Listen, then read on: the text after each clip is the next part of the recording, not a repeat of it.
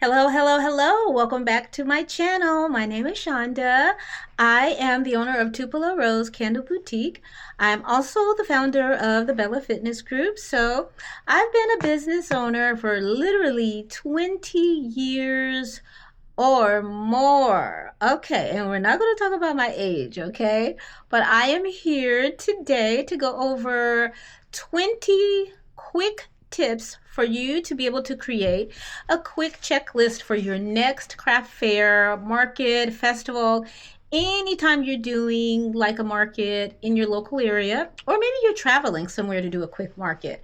You can grab my checklist. I'll have it posted in the description box below, but this is just going to be a quick little video to go over everything you need. If this is like your first time going into the market arena to start taking your products that you've made, you can go ahead and use this checklist because I remember when I was doing markets, I kind of just had to create everything and think of all of these things, and there are just so many things, little things that you may not think of when you are a creative that you need when you're going to start selling things. Okay, so this will be a really short video. If you want to jot these things down, that's a great idea. Okay, so there are 20 things, but really there are probably like a lot more. So you can take this list. It's just going to be like your baseline list. Okay, this will be the basics, and you can add to it as you get into the markets yourself. You can kind of really see what you really need. All right, so we're going to start. First thing you're going to always need 99.9% of the time is going to be your tent. All right, so that's going to be all the time. You're going to make sure you keep your tent in the car, in the van. Most markets will require a tent. A good quality tent is a good investment. I will link the tent that I use and recommend because I will have a discount code for you. So that will be in the description box. All right, so make sure you check that out. It's called getundercover.com, and you can grab that description box, link in the bio, or I mean link in the description box. All right, also you want to make sure you grab your tables. You're going to need one table at a minimum, but always bring something in the back so that you can have a table for your wrapping table so that you can prepare everything that you're selling. You're going to need a table to keep all of your back stock, all of your retail supplies to wrap the items that you're selling. All right, so you can keep that back there. It's really a good idea to have a secondary table. If you're going to have two tables for your selling area, your retail area, you may need to bring 2 to 3 tables. Okay, all right, so don't forget your tables. Table covers, whatever you're using to cover your tables, make sure you also bring enough table coverings for that back table as well, and your retail table. And your checkout table or counter. Make sure you have something for that. If it's not in the design element for the checkout counter, make sure you have something like a tablecloth for that as well. Display pieces, whatever you're using to display your candles, if you are selling body butters, if you do crochet, if you're doing t-shirts, if you're selling handbags, leather goods, perfumes, jewelry, whatever you're selling, make sure you have your display pieces boxed up, ready to go. POS, point of sale. How are you taking money? You want to make sure that you have decided if you're going to be using Square as your point of sale, Shopify, if you're cash only, charge all of those items up the night before, pack them away. I have literally forgotten my POS probably at least 3 times. It is the worst feeling. If you're taking your iPad, which I find that usually using my iPad and having my POS logged into that is really more efficient. It's easier to see it. It's on a bigger surface area, and you can log in to your POS with your iPad. But just don't forget it. That is like the most important thing. Cash, make sure you get cash from the bank the day before, because if it's a Saturday or Sunday market, most banks are not going to be open at 6 a.m. when you need to be loading up. So get that change the next day, because there is literally always the first customer that's going to come to your booth with $100 bill talking about, do you have cat change for 100? And what they're trying to buy is $5. Okay, so Always have your change ready to go. All right, the next things you're going to remember is a banner. All of your banners that you need, if you're doing the banner at the back of your booth, the front of your booth, if you're doing the runner, the table runner at the front, make sure everything has been ironed, folded nicely and neatly. Although sometimes my table runners or banners are a little bit wrinkly, and that's okay. But as long as you have them, that's the most important thing. All right, next we are at number 8. Don't forget your products. Don't forget, sometimes I have run off and been in a hurry and forgot like a box of candles that I literally was meaning to bring, and forgot the special candles that I made for a particular market. Don't do that. So always have your products ready to go. All right, if you are going to be at a market that's like a long market, it's a good idea to bring your own snacks. You can save a lot of money. Whenever I'm at a market, I make it a point to be like, you know what, I'm not spending any money unless I make X amount of dollars. So I might say, well, when I get to $800, I can go shop at another vendor, or I can go buy food. If I don't hit a certain dollar amount, I'm not spending any money. So that's something that I just say. So in that case, I always make sure I bring snacks, but pack a cooler. The little igloo coolers, FYI, they just will not last in Georgia heat. I can already tell you that. Get a good cooler. You got to get with these modern coolers that will last for 24 hours.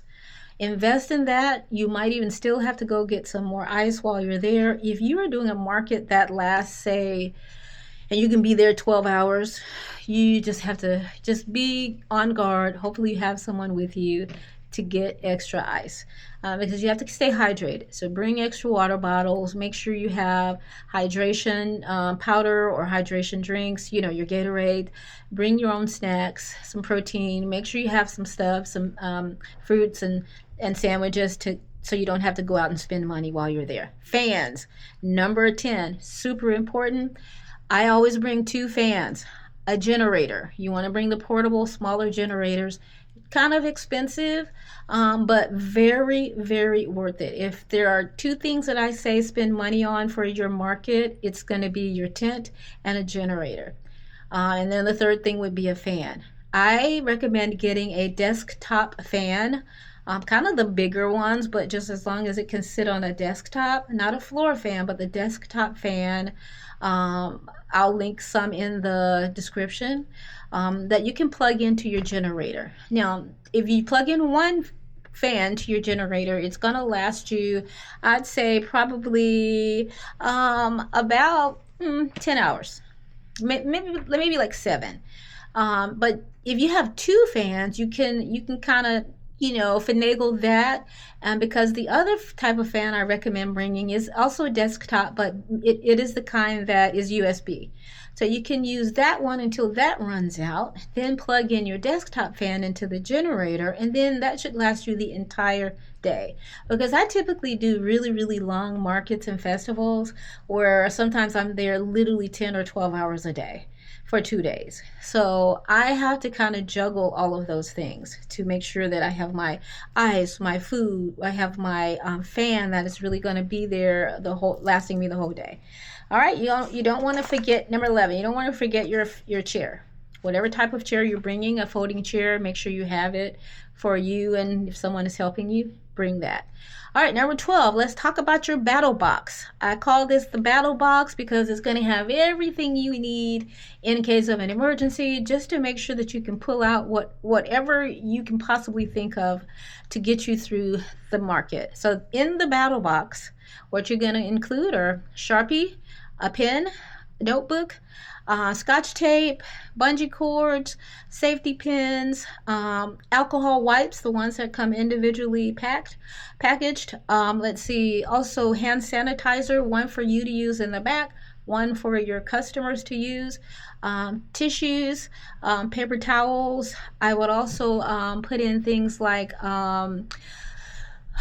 let's see, the chalkboard pins, as well as extra signage, extra price tags.